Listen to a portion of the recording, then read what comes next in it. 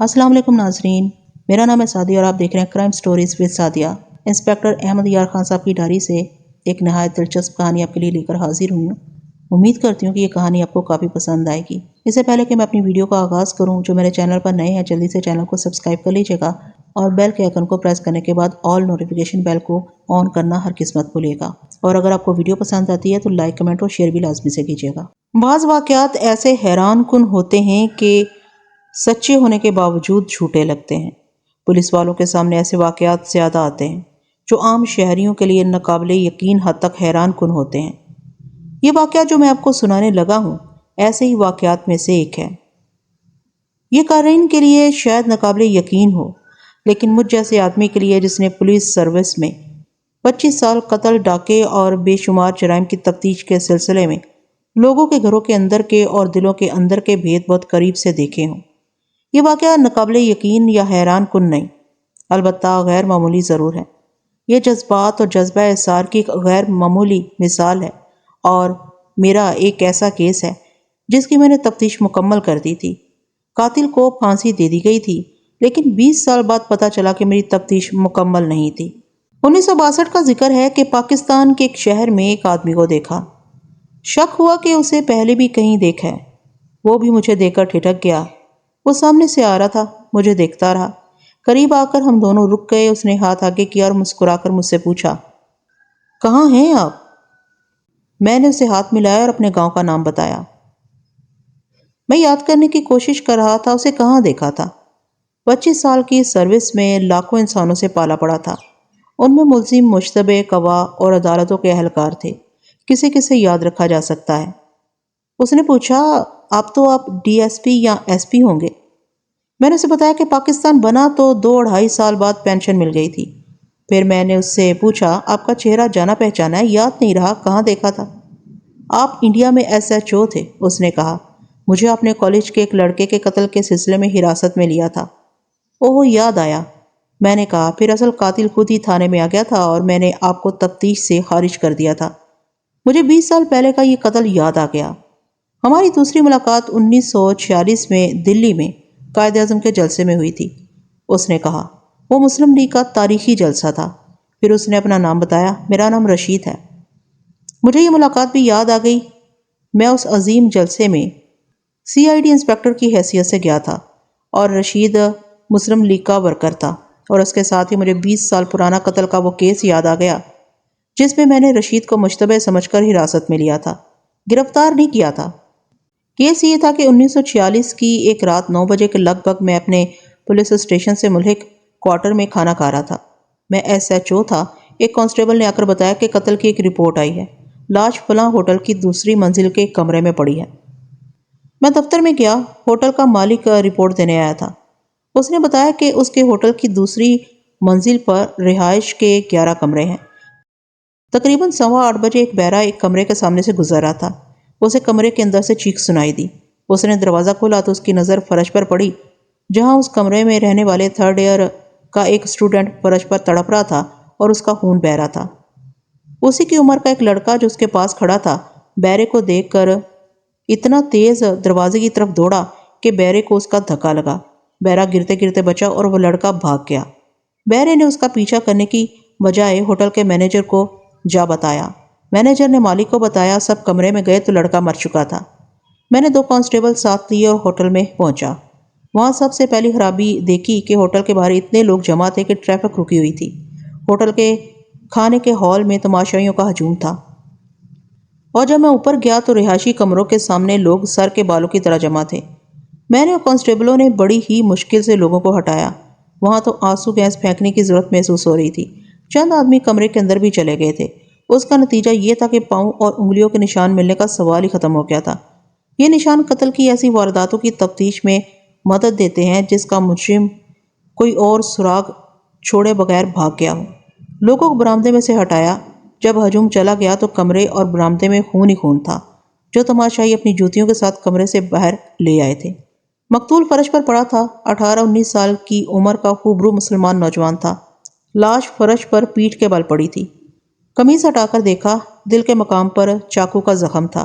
चाकू उसके करीब पड़ा था। खून बह कर दरवाजे से बाहर चला गया था। فرش پر ٹوٹی ہوئی ایک چائے دانی کے ٹکڑے بکھرے ہوئے تھے اور ایک ٹوٹی ہوئی پیالی کے 2 ٹکڑے ذرا دور پڑے تھے۔ کمرے میں نے ہر چیز کو غور سے دیکھا۔ میز کی دراز میں مقتول کی گھڑی رکھی تھی، ایک نوٹ 5 روپے کا اور 3 1 روپے کے سکے پڑے تھے۔ ٹرنک کا تالا بند تھا۔ میرے سامنے یہ سوال آیا، کیا یہ قتل ڈکیتی کے لیے کیا گیا ہے؟ اس سوال کا جواب مجھے کالج کے 2 طالب علموں سے جلدی مل گیا جو ہوٹل میں کھانا کھا رہے تھے۔ وہ خود ہی آ گئے، کمرے کے دروازے میں آ کر کھڑے ہو گئے۔ میں انہوں نے وہاں سے چلے جانے کو کہا تو ایک نے کہا، ہم آپ کی مدد کرنا چاہتے ہیں۔ قاتل شاید وہی لڑکا تھا جسے ہم نے قتل سے پہلے کھانے کے ہال سے گزر کر بالائی منزل پر جاتے دیکھا تھا۔ رہائشی کمروں میں جانے کا ایک راستہ ہال میں سے تھا، سیڑھیاں ہال سے اوپر جاتی تھی اور دوسرا راستہ جو مجھے دکھایا گیا وہ پچھواڑے سے تھا، وہ بھی سیڑھیاں تھیں۔ ان کے ساتھ کچھ جگہ کھلی تھی اور ذرا پرے ہوٹل کے ملازموں وغیرہ کے 3-4 کمرے تھے۔ ان لوگوں نے بتایا کہ مقتول ان کا کلاس فیلو تھا، 3rd ایئر میں پڑھتا تھا۔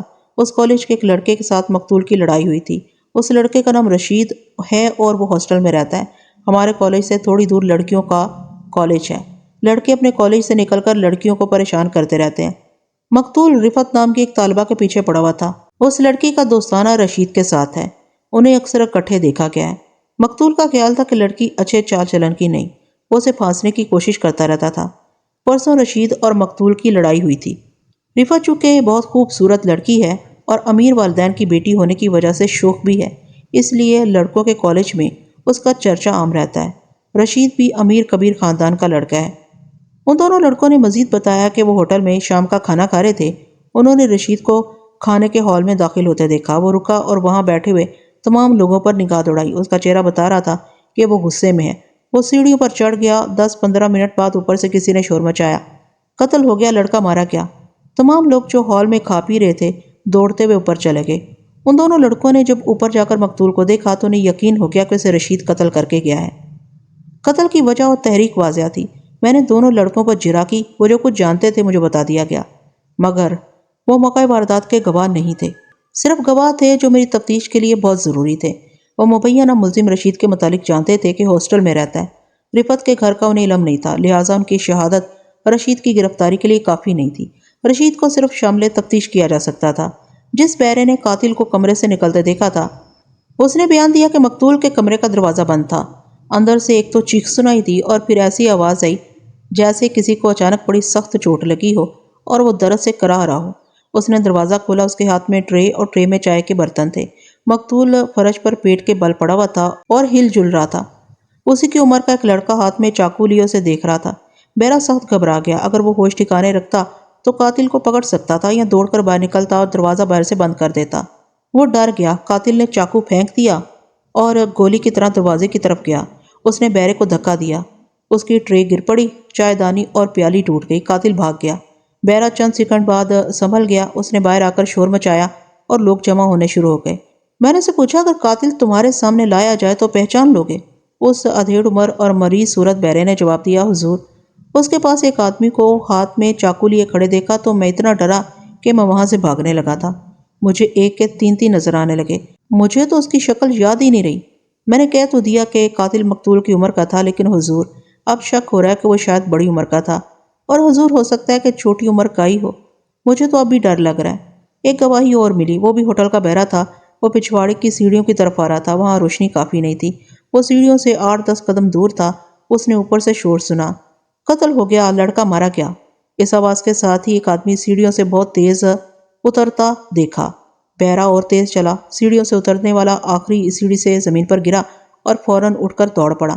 بہرے نے پکڑو پکڑو کا شور کیا، خود بھی اس کے پیچھے دوڑا، لیکن وہ آدمی تیز تھا، غائب ہو گیا۔ یہ بہرا بھی قاتل کا حلیہ بیان کرنے سے قاصر تھا۔ میرے پاس صرف 2 اسٹوڈنٹ رہ گئے تھے۔ ان کے بیان کی روشنی میں ان کے کلاس فیلو رشید کو مشتبہ فرد کی حیثیت سے تفتیش میں شامل کر سکتا تھا۔ اگر مجھے قابل اعتماد مزید شہادت یا موقع کا کوئی پکا گواہ مل جاتا تو میں مقتول کی لاش کو پوسٹ مارٹم کے لیے بھیجنے سے پہلے رشید کو گرفتار کر لیتا۔ گرفتاری کا ابھی پورا جواز نہیں ملا تھا۔ رشید کے متعلق مجھے یہ فکر نہیں تھا کہ لاپتہ ہو جائے گا اور میں اس کا اتا پتہ معلوم نہیں کر سکوں گا۔ وہ اسٹوڈنٹ تھا، اس کے کالج سے آسانی سے اس کا پتہ لیا جا سکتا تھا۔ میں نے سب کو کمرے سے نکال دیا اور دروازہ بند کر کے مقتول کی میز کی درازیں دیکھیں۔ ٹرنک کی چابی دراز میں سے ملی، ٹرنک کی چیزیں نکال کر دیکھیں، مقتول کے بستر کو سونگھا، چادر اٹھا کر اچھی طرح دیکھی، تکیہ بہت ہی غور سے دیکھا۔ میں کسی لڑکی کا کوئی خط، پلنگ کے تکیے پر لڑکی کا ایک آدھ بال یا کسی لڑکی کے عطر کی خوشبو ڈھونڈ رہا تھا۔ مجھے ایسی کوئی چیز نظر نہ آئی۔ میں نے ایک اور امکان پر غور کیا، کیا ہوٹل کے مالک نے لڑکے کو قتل کرایا اور قتل کا باعث کوئی لڑکی ہے؟ میں نے دوسرے کمروں میں رہنے والوں سے پوچھا۔ کسی نے شک کا اظہار بھی نہ کیا کہ یہاں کوئی لڑکی آتی ہے۔ مجھے خود ہی اس ہوٹل کے متعلق ایسا کوئی شک نہ تھا۔ میرے علاقے میں رہائش والے جو ہوٹل تھے ان پر میری سخت نگاہ تھی۔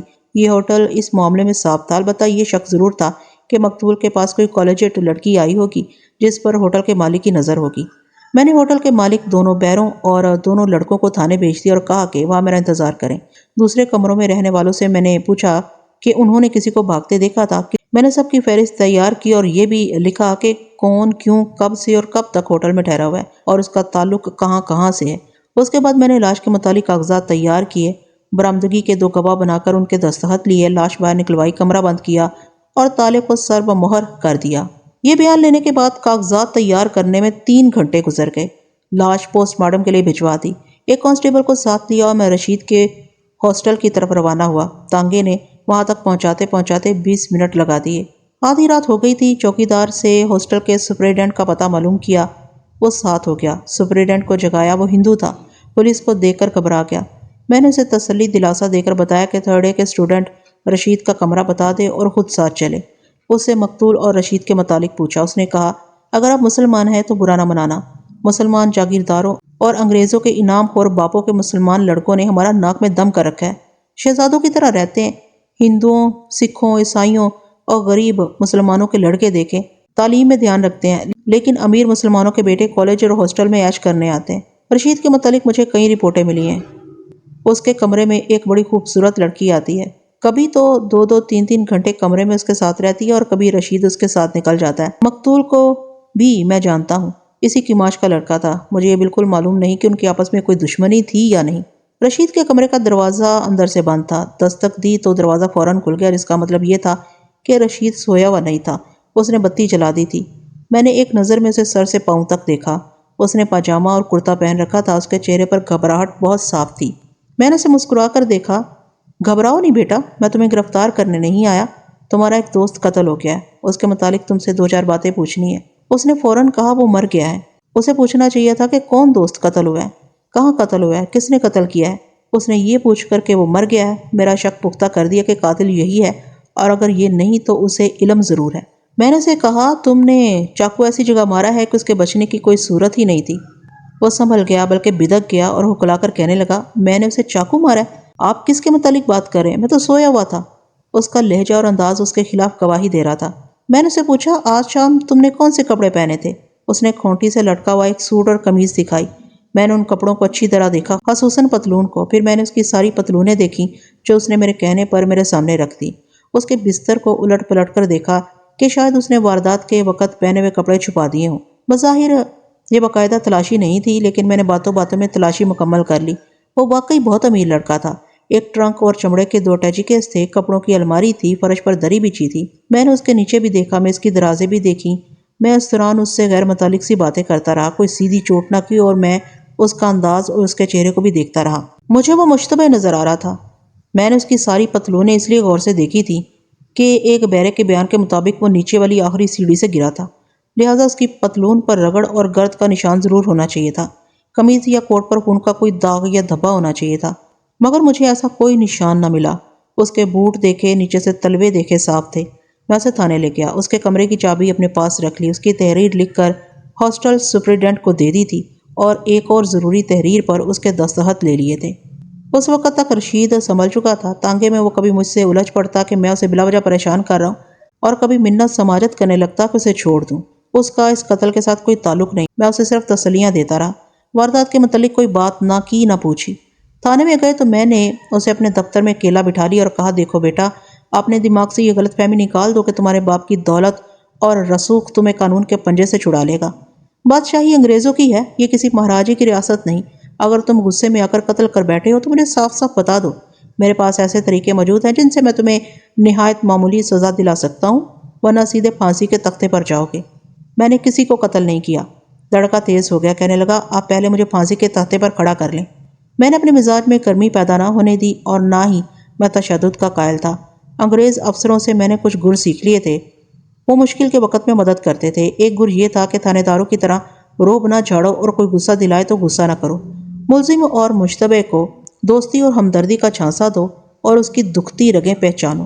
میں نے رشید کے کندھے پر ہاتھ رکھ کر کہا، بیٹا، میں نے یہ تو نہیں کہا کہ تم نے قتل کیا ہے۔ میں تو ابھی بہت سے آدمیوں سے یہی بات کہوں گا جو تمہیں کر چکا ہوں۔ تم مسلمان کے بیٹے ہو، میں بھی مسلمان ہوں۔ میں بلا وجہ تمہیں پریشان نہیں کروں گا۔ میں یہ کبھی برداشت نہیں کروں گا کہ ایک مسلمان لڑکا ہندوؤں اور سکھوں کے سامنے ایک لڑکی کی دوستی کے سلسلے میں قتل کے الزام میں عدالت میں پیش کیا جائے۔ تم ذرا میری مدد کرو۔ رفت کیسی لڑکی ہے؟ تمہارے علاوہ کسی اور کے ساتھ بھی اس کی دوستی ہے؟ اس کا رنگ پھیکا پڑ گیا۔ مجھ سے پوچھا، آپ رفت کو کس طرح جانتے ہیں؟ میں یہ بھی جانتا ہوں کہ رفت پر تمہاری اور مقتول کی چپکلش تھی۔ میں نے اسے بتایا، تمہاری اور مقتول کی ہاتھا پائی بھی ہو چکی ہے۔ تم آج شام اس ہوٹل میں گئے تھے جہاں مقتول رہتا تھا۔ تم اسے قتل کر چکے تو ایک بہرہ اندر آ گیا۔ تم اسے دھکا دے کر بھاگ گئے۔ میں یہ بھی جانتا ہوں کہ تم آخری سیڑھی سے گرے تھے۔ میں یہ بھی جانتا ہوں کہ تم نے مجھے اپنی 6 پتلونیں دکھائی ہیں اور تم نے 7ویں پتلون کہیں چھپا دی ہے۔ تمہارے کمرے میں رفت کے ایسے نشان موجود ہیں جنہیں تم چھپا نہیں سکتے۔ کمرے کی چابی میرے پاس ہے اور میں نے اسے کہا، مجھے 2 ایسی باتوں کا علم ہے جو تم سمجھتے ہو کہ کسی کو بھی معلوم نہیں، لیکن میں چاہتا ہوں کہ وہ 2 باتیں تم خود مجھے تفصیل سے بتا دو تاکہ میں اس تعاون کے بدلے تمہیں پھانسی اور عمر قید سے بچا سکوں۔ اس کی آنکھیں ٹھہر گئیں اور میرے منہ کی طرف دیکھنے لگا۔ میں نے اس کی آنکھوں میں آنکھیں ڈال دی۔ اس پر تو جیسے سکتہ طاری ہو گیا تھا۔ میں نے اسے پوری طرح پچھاڑنے کے لیے پوچھا، رفت کی سبز رنگ کی چوڑیاں تمہاری پسند ہے یا رفت کی؟ وہ کچھ بھی نہ بولا۔ اس کی آنکھیں اور زیادہ کھل گئیں۔ میں نے کہا، گوری رنگت کی کلائی پر گہرا سبز رنگ کوئی اچھی پسند نہیں، یہ تو دیہاتی سا ذوق ہے۔ میں جب تمہاری طرح نیا نیا جوان ہوا تھا تو بھورے بالوں والی گورے رنگ کی لڑکی کی کلائیوں پر فیروزی رنگ کی چوڑیاں پسند کیا کرتا تھا۔ وہ اچانک سکتے سے بیدار ہو گیا اور بولا، آپ رفت سے مل چکے ہیں؟ اس نے کیا کہا تھا؟ ابھی نہیں بتاؤں گا کہ اس نے کیا کہا تھا۔ میں نے جواب دیا، میں اس سے مل چکا ہوں۔ میں نے جھوٹ بولا۔ اس لڑکی کو میں نے بالکل نہیں دیکھا تھا۔ رشید کے کمرے میں جب میں نے اس کے کپڑے اور بستر دیکھا تھا تو اس کے تکیے کے کنارے پر ایک لمبا بال نظر آیا۔ یہ ایک پولیس مین کی نظر تھی جس نے یہ بال دیکھ لیا تھا، کسی دوسرے آدمی کو نظر نہیں آ سکتا تھا۔ میں نے یہ بال رشید کی نظر بچا کر انگلیوں میں پکڑا اور اسے اس وقت غور سے دیکھا جب رشید اپنے ٹرنک میں مجھے دکھانے کے لیے کپڑے نکال رہا تھا۔ بال بہت باریک اور بھورے رنگ کا تھا۔ یہ کسی عام سی عورت کا بال نہیں تھا۔ بھورے بال ہمیشہ گورے رنگ کے انسان کے ہوتے ہیں، اس لیے میں نے کہا تھا کہ گورے رنگ کی کلائی پر سبز چوڑیاں اچھی پسند نہیں ہیں۔ اس لڑکی کی چوڑیوں کا رنگ مجھے رشید کے کمرے میں ہی نظر آ گیا تھا۔ اس کے پلنگ کے ایک پائے کے ساتھ دری کی سلوٹ میں سبز رنگ کی ٹوٹی ہوئی چوڑی کا 1 انچ لمبا ٹکڑا پڑا تھا۔ وہ میں نے اٹھایا نہیں، صرف دیکھا تھا۔ یہ بال اور چوڑی کا ٹکڑا رفت کا ہی ہو سکتا تھا۔ ہاسٹل سپرنٹینڈنٹ نے بتایا تھا کہ یہ لڑکی اس کے کمرے میں آتی ہے اور دیر تک وہاں رہتی ہے، اور رشید کو یقین ہو گیا کہ میں اس کے کمرے میں جانے سے پہلے رفت سے مل چکا ہوں۔ اس کا سر جھک گیا۔ میں اب اس انتظار میں تھا کہ وہ اقبال جرم کر لے گا۔ اس نے سر اٹھایا اور کہا، یقین کریں انسپکٹر صاحب، میں نے کسی کو قتل نہیں کیا۔ میں اپنی جرح کا اگلا گولا داغنے لگا تھا کہ میرے دفتر کے ایک دروازے میں ایک آدمی آن کھڑا ہوا۔ میں سمجھا کہ رشید کا کوئی عزیز ہوگا۔ میں نے رشید کو دیکھا۔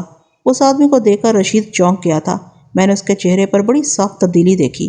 اس آدمی کی عمر مجھے بعد میں پتہ چلا کہ 42 سال ہے، لیکن چہرہ اتنا شگفتہ تھا کہ میری سراغ رساں نگاہوں میں زیادہ سے زیادہ 28 سال کا معلوم ہوتا تھا۔ میں نے اسے کہا، میں تفتیش میں مصروف ہوں، آپ باہر انتظار کریں۔ باہر جانے کی بجائے وہ میری میز کے قریب آ گیا اور کہا، ہوٹل کے کمرے میں جو لڑکا قتل ہوا ہے اس کا قاتل میں ہوں۔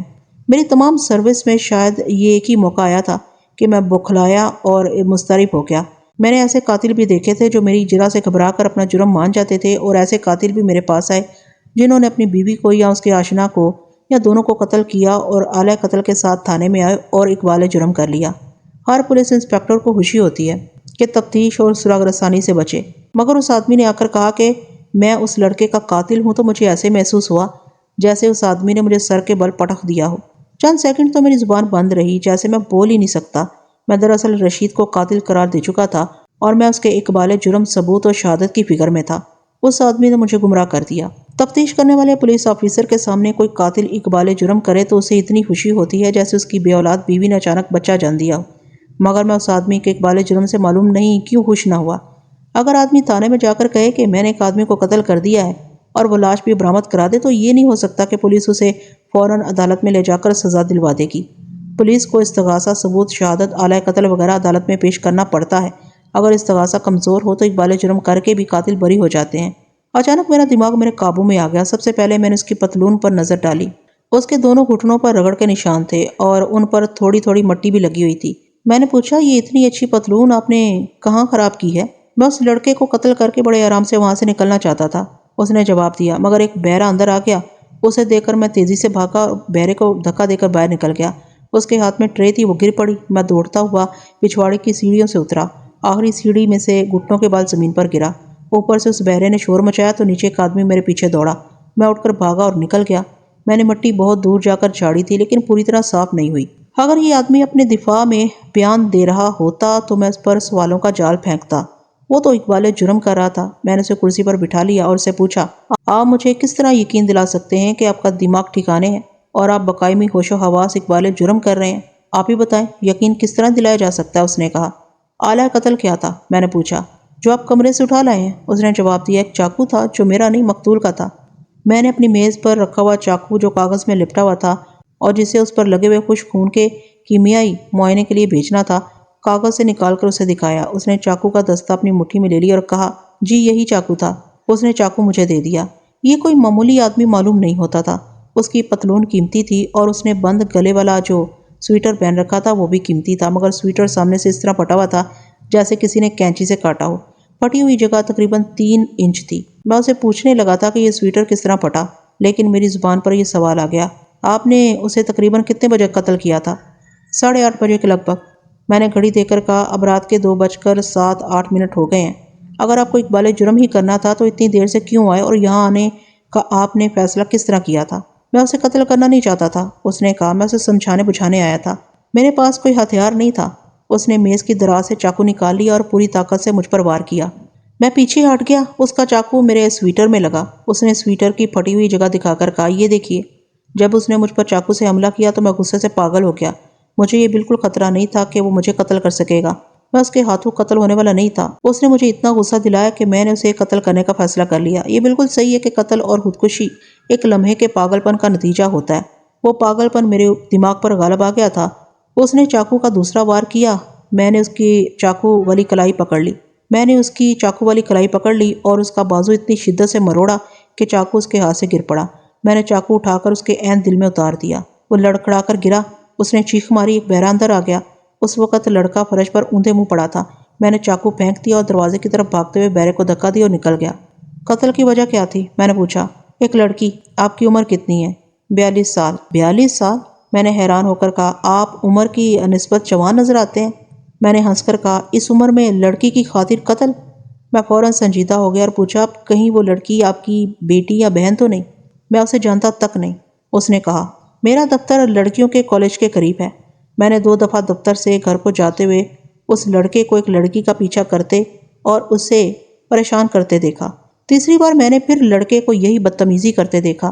میں پاس سے گزر رہا تھا، لڑکی نے مجھ سے شکایت کی۔ میں نے لڑکے کو منع کیا تو اس نے میری بے عزتی کر دی۔ میں نے اس لڑکے کو پیٹا۔ میں کچھ جذباتی سا آدمی ہوں۔ دوسرے دن میں کالج کے قریب چھپ کر کھڑا ہو گیا۔ لڑکیاں کالج سے نکلی تو یہ لڑکا کہیں سے آ گیا اور دور جا کر لڑکی کے پیچھے ہو گیا۔ میں نے جا کر لڑکے کو پکڑ لیا، لڑکی سے کہا کہ تم چلی جاؤ۔ لوگوں نے بچ بچاؤ کرا دیا۔ لڑکے نے مجھے گالیاں دی اور کہا، کل تم یہاں آنا، تمہاری لاش یہاں سے اٹھائی جائے گی۔ اس نے یہ بھی کہا کہ اگر یہ لڑکی تمہاری بیٹی ہے تو کل میں اسی سڑک پر اس کے کپڑے اتاروں گا۔ مجھے لوگوں نے پکڑ رکھا تھا۔ لڑکا چلا گیا۔ کالج کے کچھ اسٹوڈنٹ وہاں کھڑے تھے۔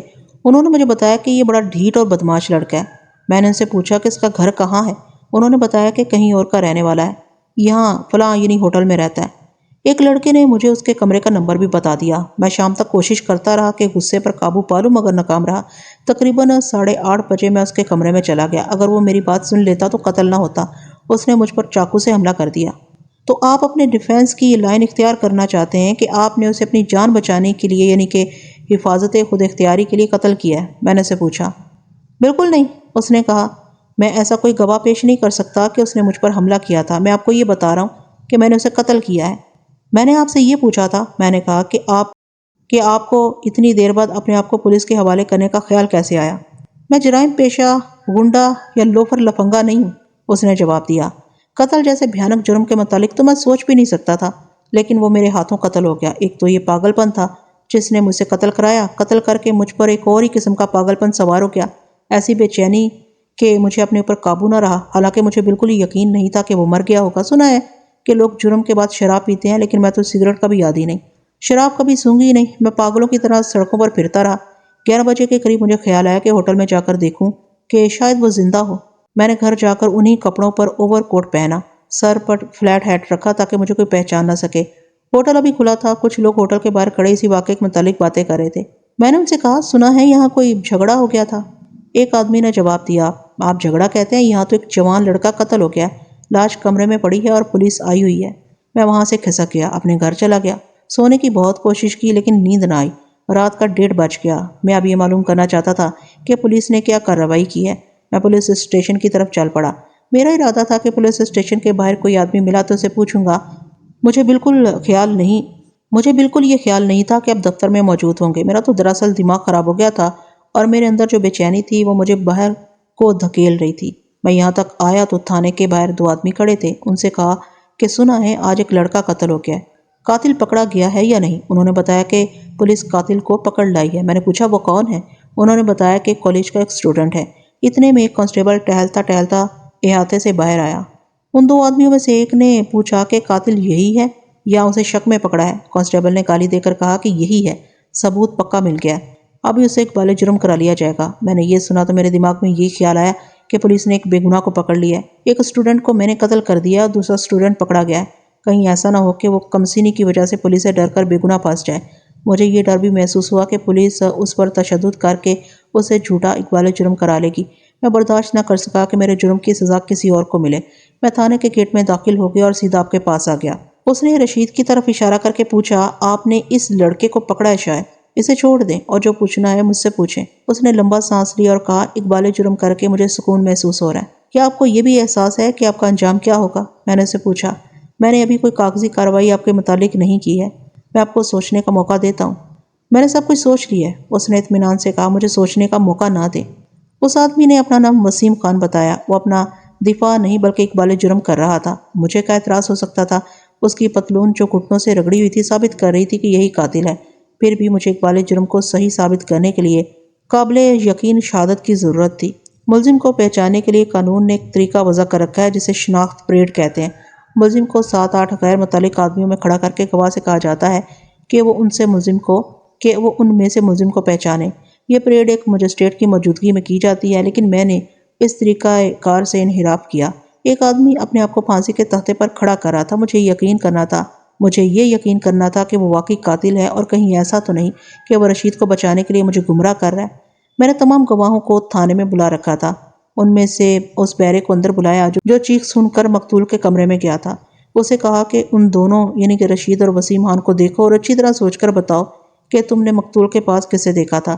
بیرے نے دونوں کو باری باری دیکھا اور سوچ میں پڑ گیا۔ رشید خاموش بیٹھا رہا۔ وسیم نے اسے کہا، تمہارے ہاتھ میں ٹرے تھی جب تم اندر آئے تھے، میرے دھکے سے تمہاری ٹرے گری نہیں تھی؟ یہ بیرا مجھے پہلے کہہ چکا تھا کہ وہ اتنا خوفزدہ ہو گیا تھا کہ وہ ملزم کو اچھی طرح پہچان نہیں سکا۔ اب اس نے وسیم خان کو دیکھا اور اس کی بات سنی تو وہ سکھ سے بولا، وسیم خان تھا۔ میں نے اس کی شناخت کو اس لیے تسلیم کر لیا کہ وسیم خان نے خود ہی اشارہ دے دیا تھا۔ دوسرے الفاظ میں یوں سمجھیے کہ وسیم خان نے اپنے خلاف ایک شہادت کو خود ہی پکا کر دیا۔ میں نے دوسرے بیرے کو بلایا جس نے ایک آدمی کو آخری سیڑھی سے گرتے دیکھا تھا۔ اس نے میرے پوچھنے پر بتایا کہ اس نے چہرہ نہیں دیکھا، قد بت دیکھا تھا۔ وہاں روشنی بہت تھوڑی تھی۔ بہرحال اس کے کہنے پر وسیم خان کرسی سے اٹھا۔ بیرے نے اسے دائیں بائیں پیچھے کھڑے ہو کر دیکھا اور کہا کہ یہی معلوم ہوتا ہے۔ تم اس ہوٹل میں گئے تھے؟ میں نے رشید سے کہا، تمہیں وہاں دیکھا گیا تھا اور تم اوپر بھی گئے تھے، کیوں گئے تھے؟ میں اس لڑکے سے ملنے گیا تھا، اس نے جواب دیا۔ وہ رفعت کو پریشان کرتا رہتا تھا۔ یہ صحیح ہے کہ میری اور اس کی لڑائی بھی ہوئی تھی۔ میں یہ سوچ کر اس کے کمرے میں جا رہا تھا کہ اسے دوستانہ طریقے سے سمجھاؤں گا۔ میں لڑائی جھگڑے کی نیت سے نہیں گیا تھا۔ میں ابھی اس کا کمرہ ڈھونڈ ہی رہا تھا کہ کسی نے قتل کا شور مچایا۔ لوگ دوڑے آئے، ذرا سی دیر میں وہاں لوگوں کا ہجوم جمع ہو گیا۔ میں نے اسے پوچھا کہ اس نے وسیم خان کو دیکھا تھا؟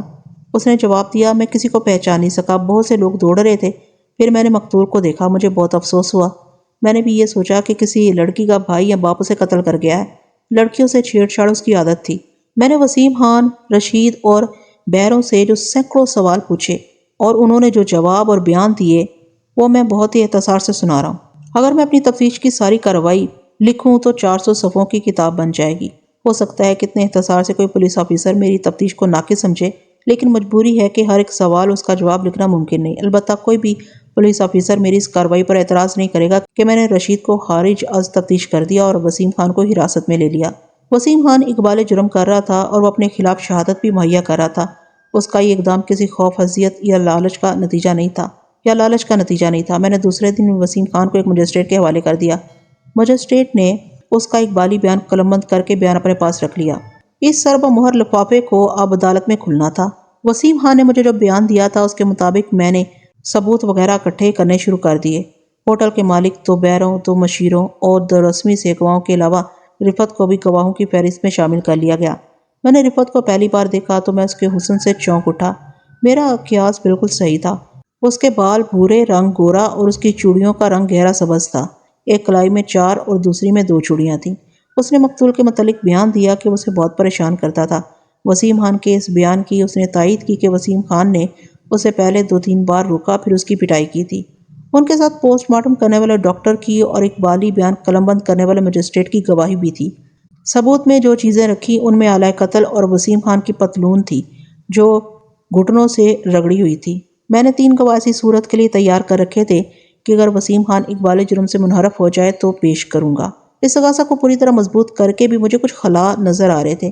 حقیقت یہ ہے کہ مجھے خدشہ محسوس ہو رہا تھا، وہ یہ تھا کہ کہیں ایسا تو نہیں کہ وسیم خان رشید کو بچانے کے لیے ناٹک کھیل رہا ہے۔ یہ اسی صورت میں ممکن تھا کہ رشید قتل کر کے وسیم خان سے ملا ہو اور وسیم خان نے اسے ساری باتیں سن کر اپنے آپ کو پیش کر دیا ہو۔ گو ایک عام شہری پولیس کو گمراہ کرنے کے لیے اتنی باریکیوں کو ذہن میں نہیں لا سکتا۔ پولیس کے پاس ہر دھوکے کا توڑ ہوتا ہے۔ پھر بھی ایک پولیس آفیسر کی حیثیت سے میرے دل سے وسوسہ نکلا نہیں، اور میں نے یہ بھی سوچا کہ اگر وسیم خان کا وکیل قابل ہوا تو اسے شک کی بنا پر بری کرا سکتا ہے۔ مگر پہلی پیشی پر وسیم خان وکیل کے بغیر عدالت میں لایا گیا۔ اس نے کہا کہ وہ اقبال جرم کر چکا ہے، اس لیے صفائی کے لیے وکیل نہیں لانا چاہتا۔ مجسٹریٹ نے اسے کہا کہ وکیل ضروری ہے، چنانچہ اس نے ایک وکیل لے لیا۔ وکیل نے پہلی پیشی کے بعد استغاثہ کا جائزہ لیا تو اسے کہا کہ وہ اپنے اقبالی بیان سے منحرف ہو جائے کیونکہ استغاثہ کمزور ہے اور وہ اسے شک کا فائدہ دلا سکے گا، لیکن وسیم خان منحرف نہ ہوا، اپنے اقبالی بیان پر قائم رہا۔ مجسٹریٹ نے کیس سیشن کورٹ کے سپرد کر دیا۔ میرا خیال تھا کہ وسیم خان وہاں جا کر اقبالی بیان سے منحرف ہو جائے گا اور اس کا وکیل استغاثہ کے کمزور گواہوں پر جرح کر کے کیس بری کرا لے گا۔ میرا سب سے زیادہ اہم گواہ سب سے زیادہ کمزور تھا، وہ بہرا تھا جس نے وسیم خان کو کمرے میں مقتول کی لاش کے پاس کھڑے دیکھا تھا۔ سیشن کورٹ میں صفائی کے وکیل نے اس پہ جرح کر کے سیشن جج کے دل میں یہ شک پیدا کر دیا تھا کہ یہ بہرا قابل اعتماد گواہ نہیں اور یہ گواہ دراصل موقع کا گواہ ہے ہی نہیں۔ وکیل نے میرے تمام گواہوں کو کمزور کر دیا، لیکن وسیم خان کا جب آخر میں بیان ہوا تو اس نے اپنے وکیل کے کیے کرائے پر پانی پھیر دیا اور ثابت کر دیا کہ تمام گواہوں نے سچ بولا ہے اور یہ قتل اسی نے کیا ہے۔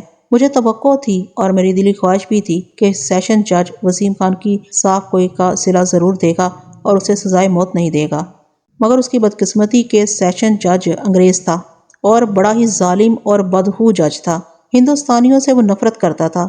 اگر ہندوستان کی بادشاہی صرف ایک دن کے لیے اسے دے دی جاتی تو وہ ہندوستان کی تمام تر آبادی کو سزائے موت دے دیتا۔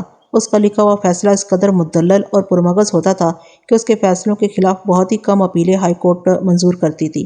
وسیم خان کو بھی اس نے سزائے موت دے دی، جس کا مجھے بہت افسوس ہوا۔ پولیس والوں کو کسی کی سزا یابی پر افسوس نہیں ہوا کرتا، لیکن وسیم خان سے میں اتنا متاثر ہو گیا تھا کہ اس کی شخصیت میرے ذہن میں نقش ہو گئی۔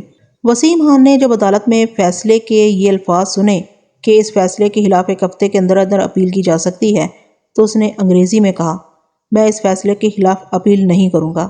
رفعت تقریباً ہر پیشی پر عدالت میں آتی تھی۔ رفعت کا باپ اور رشید تو ہر پیشی پر ضرور موجود ہوتے تھے۔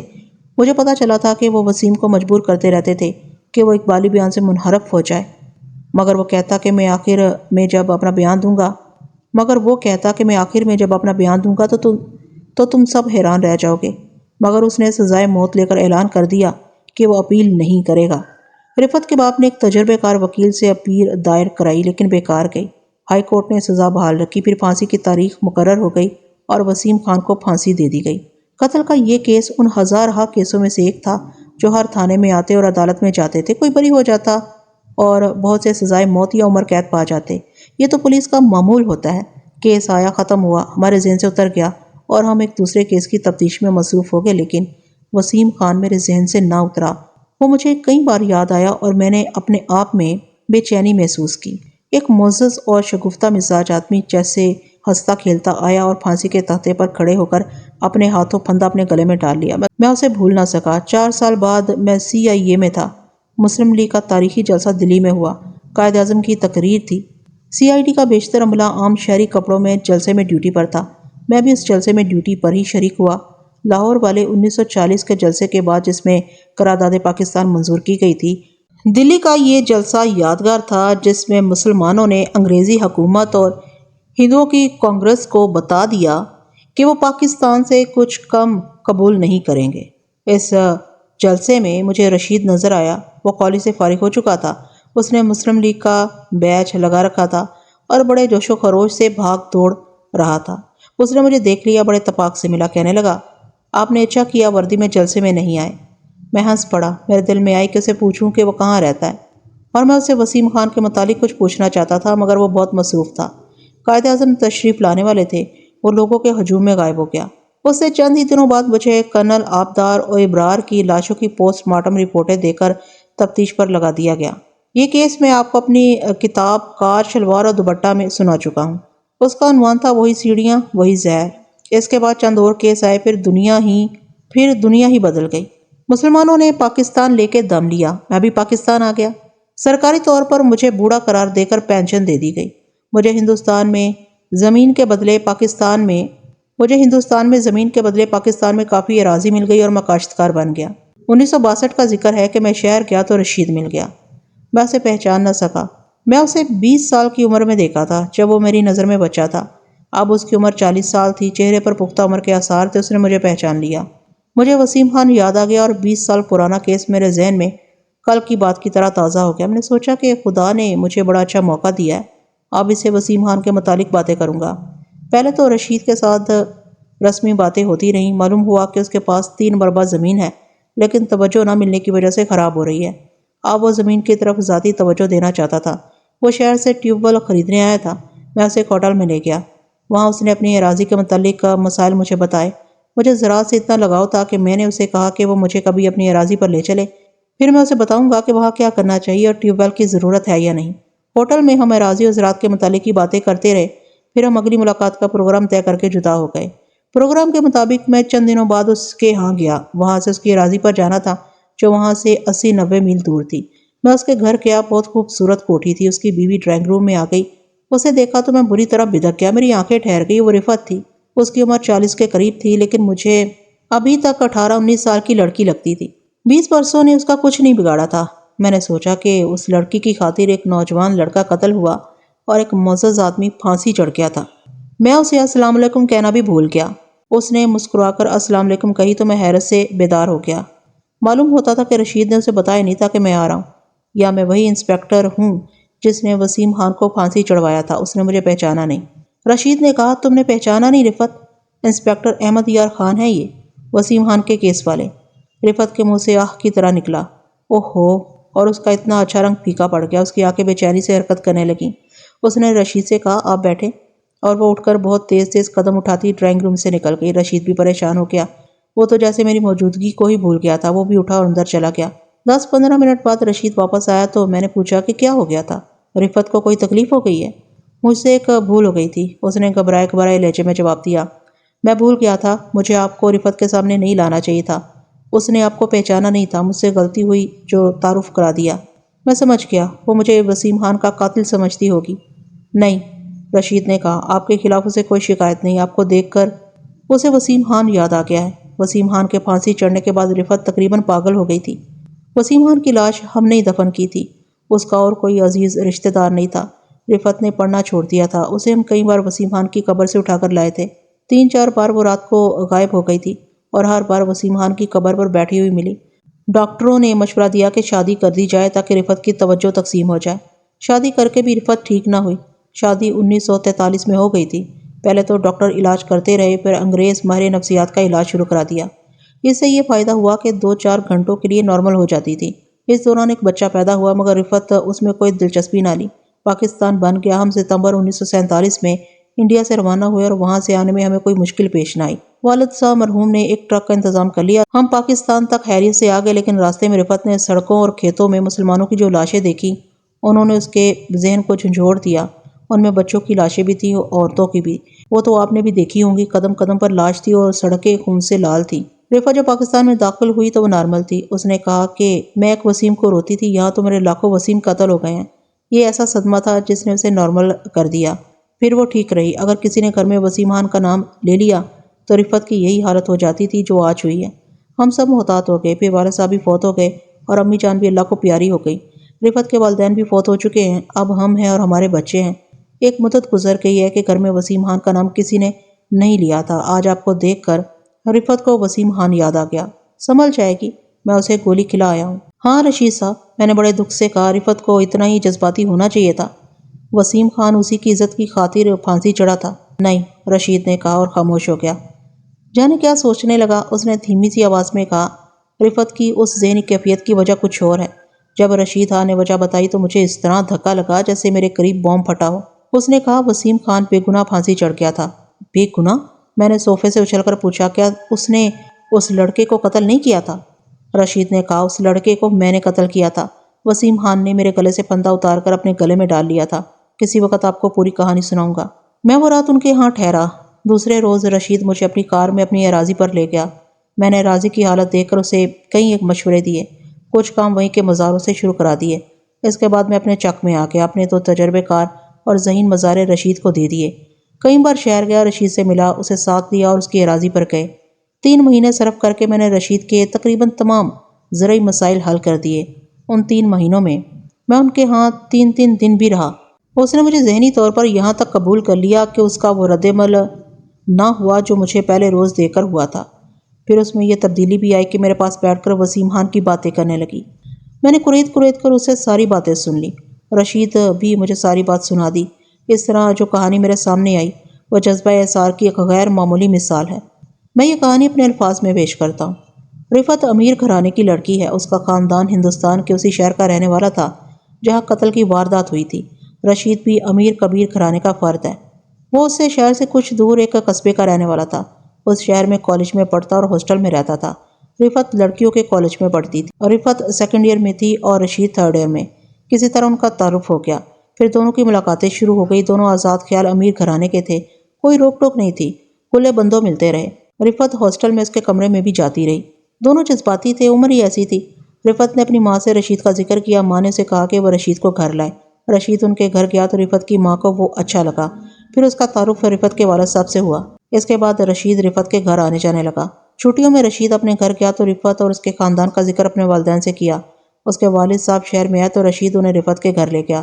دونوں کے والد صاحبان ایک دوسرے میں گھل مل گئے۔ پھر ان کی ملاقاتیں شروع ہو گئیں اور رشید اور رفعت کی منگنی ہو گئی۔ دونوں کالج میں پڑھتے رہے۔ ایک روز رفعت رشید کے ہاسٹل میں گئی، اسے کہا کہ دریا کے کنارے چلتے ہیں۔ رشید اسے دریا پر لے گیا۔ تھوڑی دیر کشتی کی سیر کی، پھر دریا کے کنارے ٹہلتے ٹہلتے ذرا دور نکل گئے اور فوار پڑنے لگی۔ وہ درختوں کے نیچے جا کھڑے ہوئے، قریبی کہیں سے انہیں کسی کے گانے کی دھیمی دھیمی اور بڑی ہی سریلی آواز سنائی دی۔ وہ سمجھے کہ کوئی ملاح یا ماہی گیر ہوگا۔ وہ اس طرف چلے گئے۔ وہاں قدرتی بیلوں نے 2-3 درختوں پر چڑھ کر ایک کمرہ سا بنا رکھا تھا۔ وہاں ایک خوش وضع خوش پوش آدمی کھڑا گا رہا تھا۔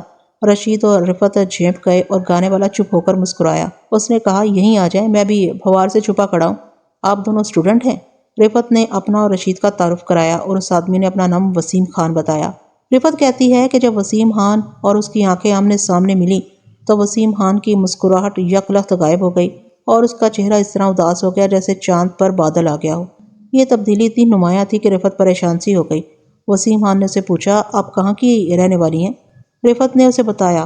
وسیم خان گہری سوچ میں کھو گیا۔ رشید نے یہ کہانی سناتے ہوئے آپ نے اس وقت کے تاثرات ان الفاظ میں بیان کیے۔ وسیم خان رفعت کو دیکھتے ہی سنجیدہ ہو گیا اور میں سمجھا کہ یہ رفعت کی خوبصورتی کا اثر ہے۔ اسے جو کوئی دیکھتا ہے کچھ دیر دیکھتا ہی رہتا ہے۔ وسیم خان کے متعلق بھی اس نے ایسی ہی رائے قائم کی۔ اسے تو جیسے یہ خیال ہی نہیں رہا کہ میں بھی وہاں موجود ہوں۔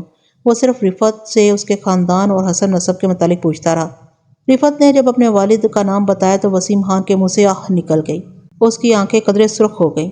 اس نے سر چکا لیا اور وہ ٹہلتے ٹہلتے اوٹ سے نکل کر فوار میں جا کھڑا ہوا۔ میں نے رفعت سے عرصے سے کہا، شاعر معلوم ہوتا ہے، لیکن وہ اسے دلچسپی سے دیکھ رہی تھی۔ وسیم خان فوار میں چلا گیا تھا۔ رشید اور رفعت کی طرف اس کی پیٹھ تھی۔ وہ اچانک پیچھے کو گھما اور وہ پہلے کی طرح مسکرا رہا تھا۔ کہنے لگا، یہ فوار بہت اچھی لگتی ہے، دیکھو بچوں، اس فوار سے چھپو نہیں، گھومو پھرو۔ پھر اس نے رشید سے کہا اگر میری پہلی بیٹی زندہ ہوتی تو رفت کی طرح ہوتی۔ اسے دیکھ کر مجھے اپنی بچی یاد آ گئی تھی۔ رشید نے اس کے متعلق اپنی رائے بدل لی۔ وہ اسے جوان سال آدمی سمجھتا تھا مگر وہ 40 سال سے کچھ زیادہ عمر کا تھا۔ اس کی شگفتگی اونت کر آئی اور اس نے کچھ ایسی پیاری باتیں کی کہ رفت اور رشید اس سے بہت متاثر ہوئے۔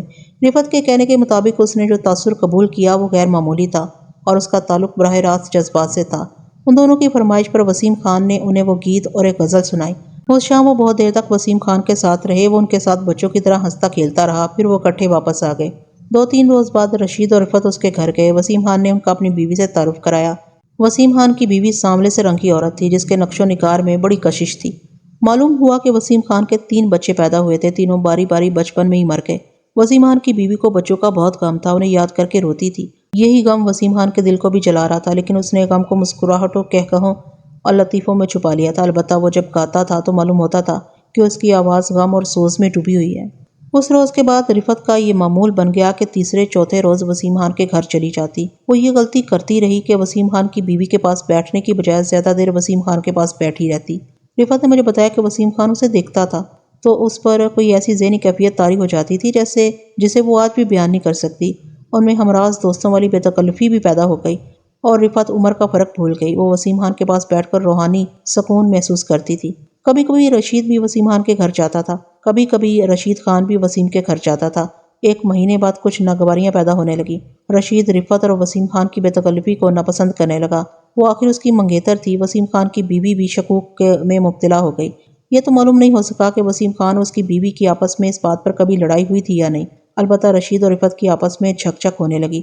رفت نے وسیم خان کو بتا دیا کہ رشید اسے بدظن ہوتا جا رہا ہے۔ وسیم خان نے رشید کو سمجھایا کہ اس کی عمر 42 سال ہے اور رفت کی عمر ابھی 20 سال بھی نہیں ہوئی۔ یہ تو باپ بیٹی کا رشتہ ہے۔ رشید نے اسے صاف لفظوں میں کہا کہ بے شک وہ 42 سال کا ہے، لیکن اس میں اتنی شگفتگی اور اتنی زندگی ہے کہ رفت عمر کو نظر انداز کر چکی ہے۔ وسیم خان نے اس کا شک رفع کرنے کی بہت کوشش کی، لیکن رشید بدظن رہا اور بدظن ہی ہوتا چلا گیا۔ 1 مہینہ اور گزر گیا۔ ایک روز وسیم خان کے گھر گئے تو معلوم ہوا کہ اس کی بیوی مر گئی ہے۔ اسے دل کے مقام پر درد اٹھا۔ ڈاکٹر فوراً آ گئے لیکن مریضہ بچ نہ سکی۔ یہ دل کے مرض کا حملہ تھا جو اچانک ہوا۔ رشید اور رفت نے وسیم خان کو پہلی بار روتے دیکھا اور وہ بھی اس طرح جیسے دودھ پیتا بچہ بھوک سے رو رہا۔ رفت جذباتی طور پر وسیم خان کی غلام ہو گئی تھی۔ وہ اب پہلے سے بھی زیادہ اس کے گھر جانے لگی، شام کو جاتی تھی۔ وسیم نے کھانا پکانے کے لیے خانسامہ رکھ لیا تھا۔ رفت کبھی کبھی اسے اپنے ہاتھ سے پکا کر کھلاتی۔ اس کے دل میں رشید کی جو محبت تھی اس میں کوئی فرق نہیں آیا تھا۔ وسیم خان کے ساتھ بھی اسے محبت ہی تھی، لیکن اس کا رنگ کچھ اور تھا جسے رفت نے اپنے الفاظ میں اس طرح بیان کیا: وہ میرا پیر اور مرشد تھا، میرا بھائی تھا، میرا بیٹا تھا اور میرا ہمراز دوست تھا۔ رفت نے یہ بات سناتے ہوئے رشید کے سامنے بے باکی سے کہا، اور اگر وہ مجھے یہ کہہ بیٹھتا کہ رفت میں تم سے شادی کرنا چاہتا ہوں تو میں کبھی انکار نہ کرتی۔ وسیم خان نے بیوی کے صدمے کو برداشت کرنے کی بہت کوشش کی۔ پہلے سے زیادہ ہنسنے اور گنگنانے لگا مگر رفت کے سامنے کئی بار رو پڑا۔ اس نے رفت کو بتایا کہ وہ بعض راتیں سو نہیں سکتا اور دریا کے کنارے ٹہلنے نکل جاتا ہے۔ ایک بار رفت نے اسے کہہ ہی دیا، اگر آپ سمجھتے ہیں کہ میں باجی کی جگہ لے سکتی ہوں تو میں حاضر ہوں۔ وسیم خان نے اسے اپنے سینے سے لگا لیا اور کہا، یہ نہیں ہو سکتا۔ مجھے دلی مسرت اس روز ہوگی جس روز رشید تمہیں ڈولی میں بٹھا کر لے جائے گا۔ تمہارا آدھا جہیز تو میرے ذمہ ہے۔ جب تمہاری شادی کا دن مقرر ہو جائے گا تو تم سے اور رشید سے پوچھوں گا کہ تمہارے لیے کیا کچھ بناؤں۔ میرا اب دنیا میں کون ہے؟ رفت نے یہ ساری باتیں رشید کو بتائیں، لیکن رشید کا دل صاف نہ ہو سکا۔ رشید جذباتی اور زد و رنج تھا۔ اس نے ایک روز رفت سے یہاں تک کہہ دیا کہ تم مجھے دھوکے میں نہ رکھو رفت، تمہیں اب وسیم خان اور مجھ میں سے انتخاب کرنا ہوگا۔ رفت اس شام وسیم خان کے گھر گئی، اسے یہ بات بتائی۔ وسیم خان نے رفت کو گھر بھیج دیا اور خود رشید کے ہاسٹل میں گیا۔ رشید کے دل میں وسیم خان کے خلاف غصہ بھرا ہوا تھا، لیکن وسیم خان سامنے آیا تو رشید کے آنسو نکل آئے۔ اس کا ذہن پختہ نہیں تھا۔ وسیم خان کو وہ اپنا دشمن بھی سمجھتا تھا اور دوست بھی۔ وسیم خان نے اسے پیار سے سمجھایا، پھر غصے میں بھی سمجھایا۔ رشید نے اسے کہا، آپ ہمارے درمیان سے ہٹ جائیں۔ رفت کے متعلق آپ کا دل پاک ہو سکتا ہے، لیکن رفت جب آپ کی باتیں کرتی ہے تو مجھے اس کا دل صاف نظر نہیں آتا۔ وسیم خان نے اسے جواب دیا، ہاں میں کوشش کروں گا کہ تمہارے اور رفت کے درمیان سے ہٹ جاؤں۔ انہی دنوں کا واقعہ ہے کہ مقتول رفت کے پیچھے پڑ گیا۔ چھٹی کے وقت وہ رفت کے کالج کے باہر جا کھڑا ہوتا اور دور تک رفت کا پیچھا کرتا، پھر اسے تحفے دکھانے لگا، کبھی گلدستہ لے کر اس کے پیچھے چل پڑتا۔ رفت نے رشید کو بتایا، رشید اس کا کلاس فیلو تھا۔ اس نے مقتول کو بتایا کہ رفت اس کی منگیتر ہے، اسے پریشان نہ کیا کرے، لیکن لڑکا ڈھیٹ تھا اور وہ بھی امیر کبیر ماں باپ کا بیٹا تھا، اس لیے ہوٹل میں رہتا تھا۔ رشید نے رفت کی حفاظت شروع کر دی۔ لڑکا پھر بھی دلیری سے رفت کو پریشان کرتا رہا۔ 2-3 بار ہاتھا پائی اور مار کٹائی تک نوبت آ گئی۔ میں نے رشید سے پوچھا کہ آپ نے اس کی الگ پٹائی کی تھی؟ وسیم بھی تو رفت کی حفاظت کے لیے اس کے کالج کے سامنے چلے جایا کرتے تھے۔ یہ غلط ہے، رشید نے کہا۔ وسیم خان کو تو معلوم ہی نہیں تھا کہ کوئی لڑکا رفت کو پریشان کرتا ہے۔ کالجوں میں ایسے تو ہوتا ہی رہتا تھا۔ وسیم نے اپنے اقبالی بیان میں جھوٹ بولا تھا کہ اس نے اس لڑکے کی پٹائی کی تھی۔ اس نے لڑکے کو کبھی دیکھا ہی نہیں تھا۔ ایک روز مقتول نے رشید کو دھمکی دی کہ اسے قتل کرا دے گا اور رفت کو اغوا کرا لے گا۔ رشید نے اس روز بہت سوچا کہ وہ کیا کرے، اور اس نے یہ فیصلہ کیا کہ لڑکے کو شام کو ہوٹل میں ملے اور اسے دوستانہ طریقے سے سمجھائے، اور اگر وہ نہیں سمجھتا تو پھر سوچا جائے گا کہ کون کسے قتل کراتا ہے۔ یہ سوچ کر رشید شام 8:15 بجے ہوٹل میں گیا۔ اس نے وہاں اپنے کالج کے 2 لڑکے کھانا کھاتے دیکھے۔ اس نے ان سے چھپنے کی کوشش نہ کی کیونکہ وہ قتل کی نیت سے نہیں گیا تھا۔ وہ مقتول کے کمرے میں گیا اور دوستانہ انداز میں بات شروع کی۔ مقتول نے اسے شاید رشید کی بزدلی سمجھا۔ اس نے طنزیہ باتیں کی، ترش کلامی شروع ہو گئی۔ رشید بھڑک اٹھا۔ مقتول نے میز کا دروازہ کھولا اور اس میں سے چاقو نکال لیا۔ وہ چاقو کھول رہا تھا کہ رشید نے اسے باکسروں کی طرح سیدھا گھوسا پوری طاقت سے مارا جو مقتول کو کان کے نیچے گردن پر لگا۔ مقتول کے پاؤں اکھڑ گئے اور وہ 3-4 قدم پرے جا گرا۔ چاقو اس کے ہاتھ سے چھوٹ گیا۔ رشید نے نہایت پھرتی سے چاقو اٹھا لیا۔ مقتول بہت تیزی سے اٹھا اور جھک کر رشید کی طرف دوڑا۔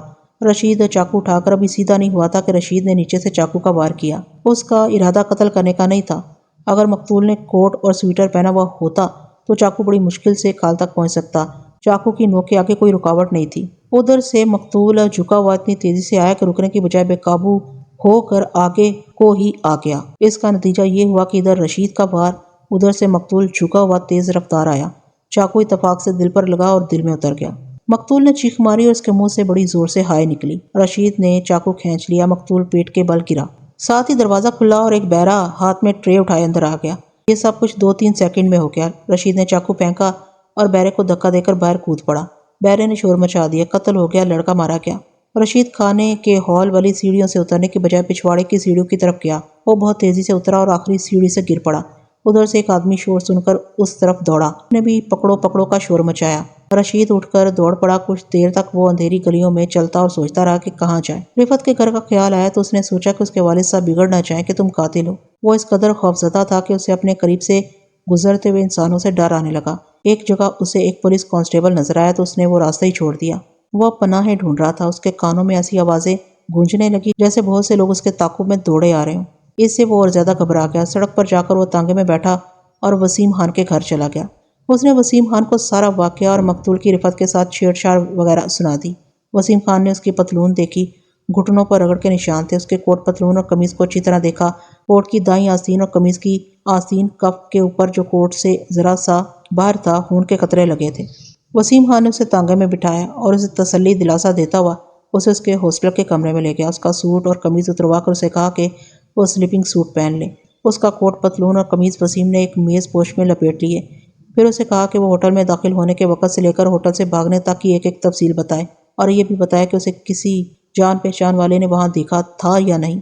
رشید نے اسے تمام تفصیلات بتا دی۔ یہ وہی تفصیلات تھی جو وسیم خان نے اقبال جرم میں بیان کی تھی اور دوسرے گواہوں نے تصدیق کی تھی۔ وسیم خان نے پولیس والوں کی طرح سوال کر کے کچھ اور باتیں بھی اس سے معلوم کر لیں۔ وہ تجربے کار اور جھاندیدہ آدمی تھا۔ اس نے رشید کو یقین دلایا کہ ہو سکتا ہے کہ اسے گرفتار کر لیا جائے لیکن اسے سزا نہیں مل سکتی۔ اس نے رشید کو اس طرح ہدایت دی: اگر کالج کے ان 2 لڑکوں نے جو ہوٹل میں کھانا کھا رہے تھے پولیس کو بتا دیا کہ رشید ہوٹل کی بالائی منزل میں گیا تھا تو ہو سکتا ہے پولیس تمہیں رات کو یا صبح تھانے لے جائے۔ وہ بہرا خطرناک گواہ ہے جس نے تمہیں چاقو ہاتھ میں پکڑے مقتول کی لاش کے کمرے میں کھڑے دیکھا تھا۔ میں جا کر دیکھتا ہوں کہ پولیس کیا کر رہی ہے۔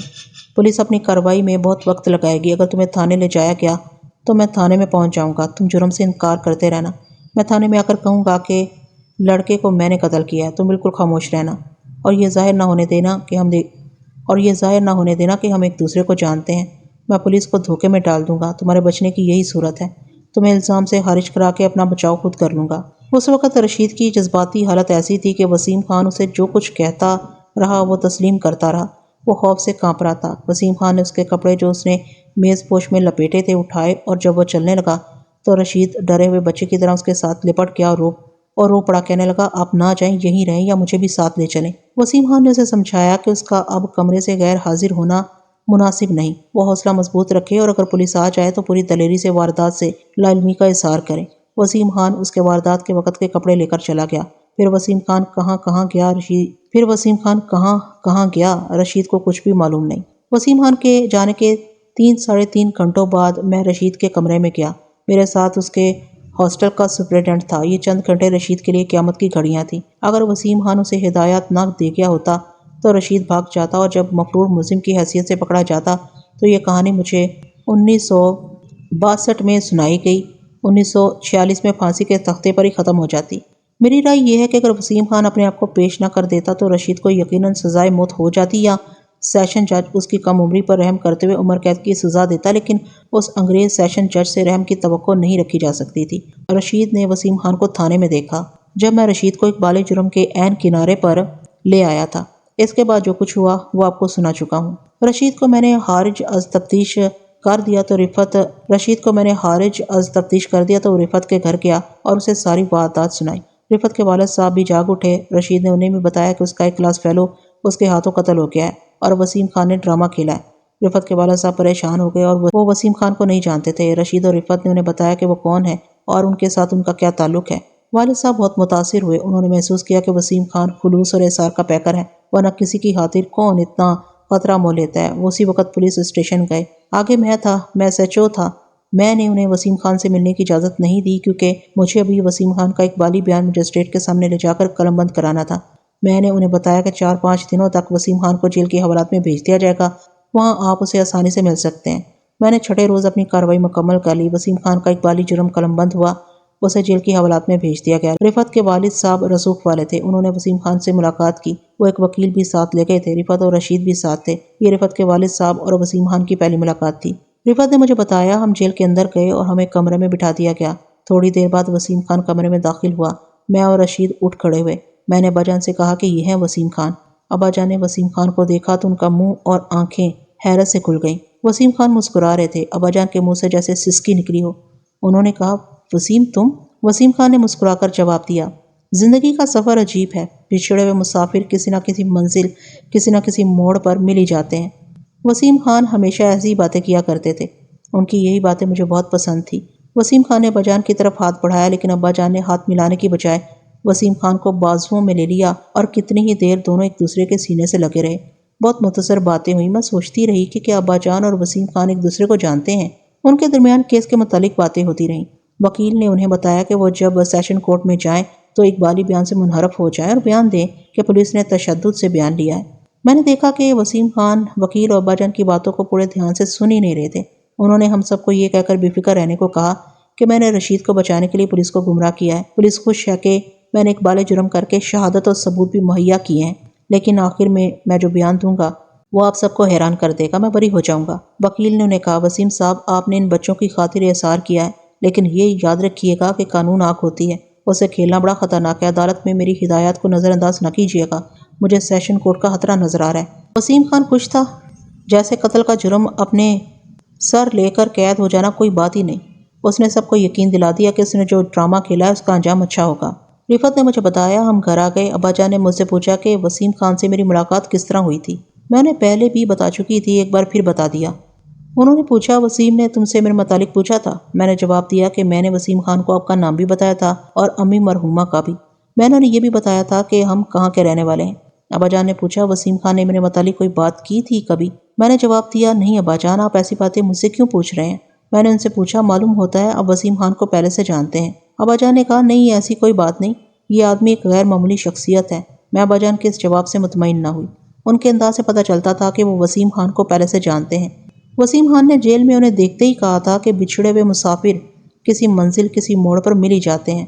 میں حیران اس بات پر تھی کہ ایسی کوئی بات ضرور تھی جو ابا جان نے چھپا لی تھی، لیکن ان دنوں وسیم خان قید میں تھے، اس لیے ہم سب کی توجہ اور خاص طور پر میرا دھیان ان کی طرف ہی رہتا تھا۔ رات کو جب سونے کے لیے لیٹتی تو دل میں آتی تھی کہ فرش پر سوں، کیونکہ وسیم خان کا خیال آ جاتا تھا کہ وہ فرش پر لیٹے ہوئے ہوں گے۔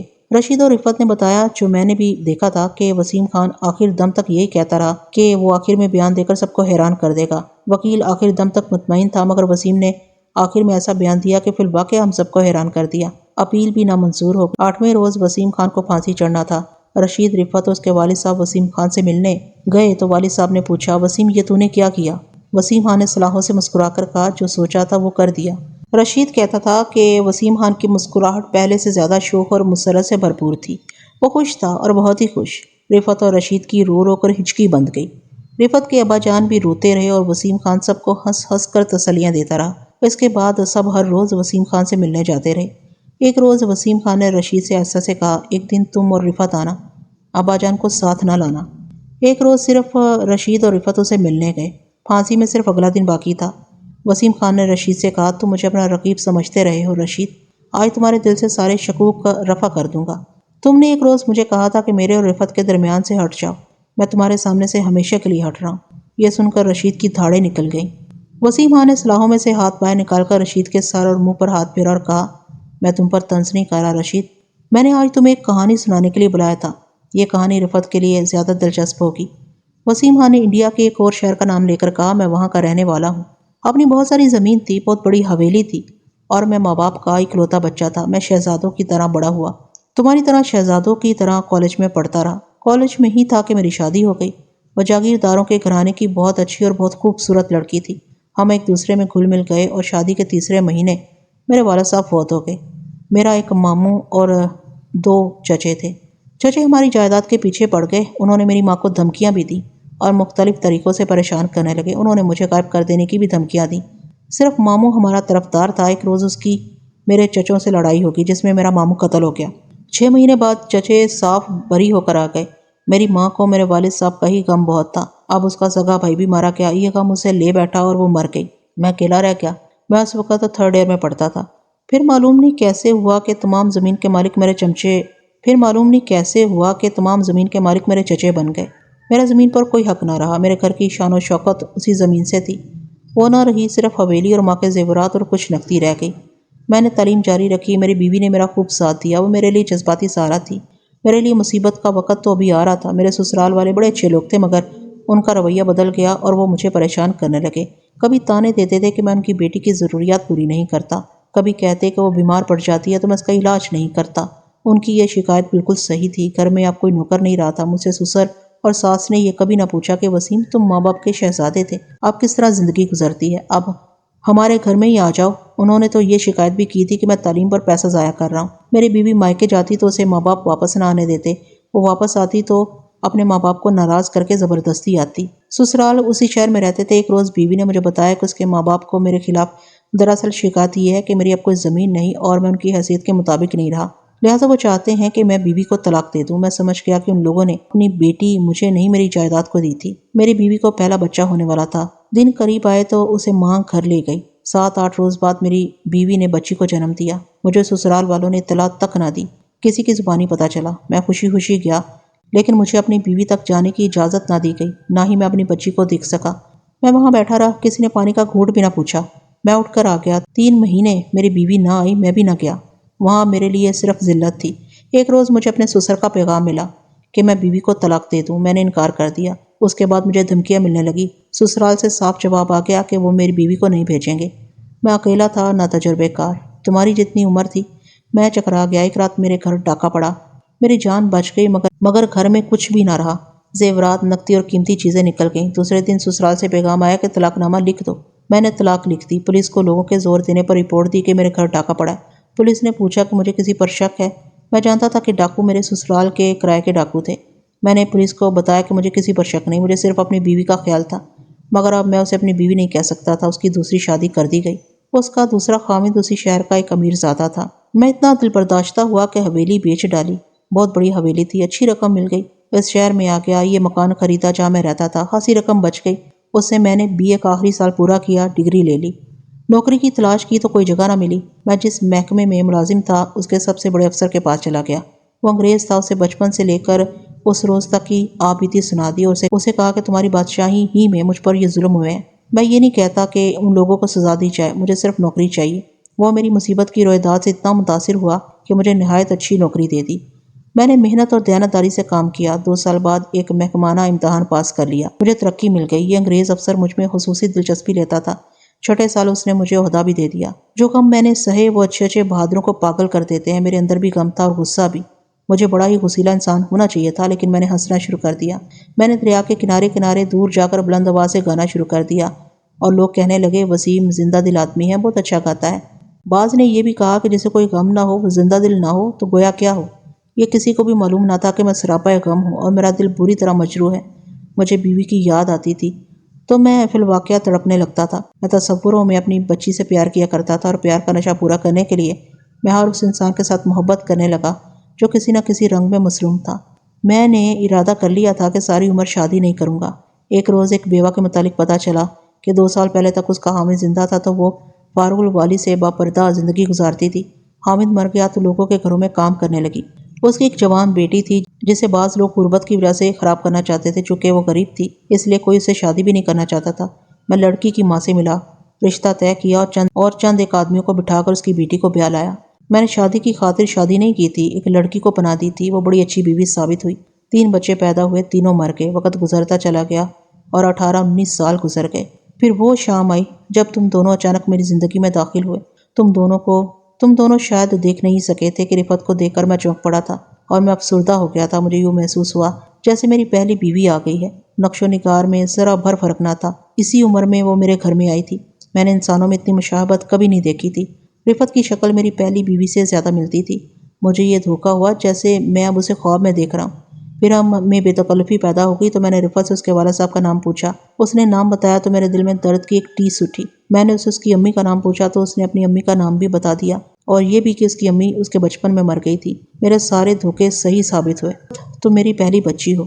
رشید نے سنایا کہ یہ سنتے ہی رفعت کی یہ حالت ہوئی کہ وہ سلاخوں سے ٹکرائی۔ ہاتھ اندر کر کے اس نے وسیم خان کا چہرہ اپنے ہاتھوں میں لے لیا۔ جیل کا جو سنتری پاس کھڑا تھا اس نے رفعت سے کہا، بی بی ہاتھ باہر رکھو، اور پھر وسیم خان کے ہاتھ باہر آ گئے۔ باپ بیٹی ملے تو اس وقت ملے جب ان کے درمیان صلاحیں اور موت حائل ہو چکی تھی۔ رفعت کی ماں کی شادی دوسرے آدمی سے کر دی گئی تھی۔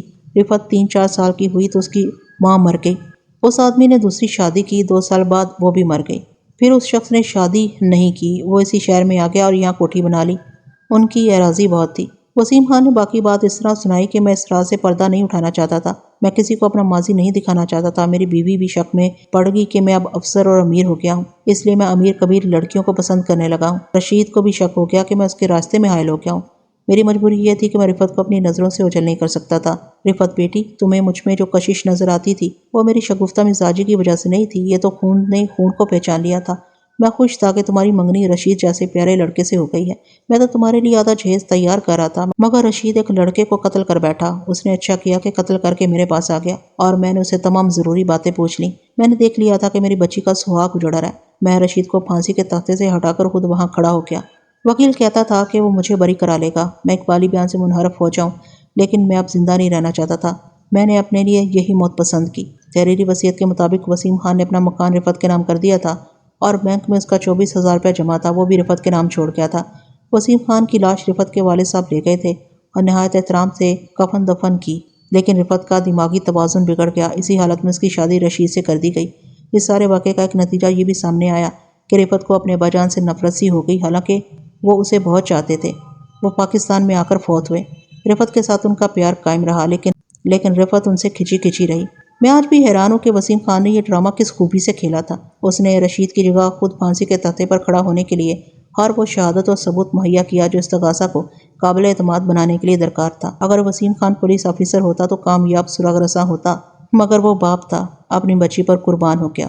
ناظرین، امید کرتی ہوں کہ یہ کہانی آپ کو کافی پسند آئی ہوگی۔ پسند آئی ہے تو لائک، کمنٹ اور شیئر کرنا اور قسمت بھولیے گا اور مجھے اجازت دیجیے ایسی کسی اچھی سی کہانی تک کے لیے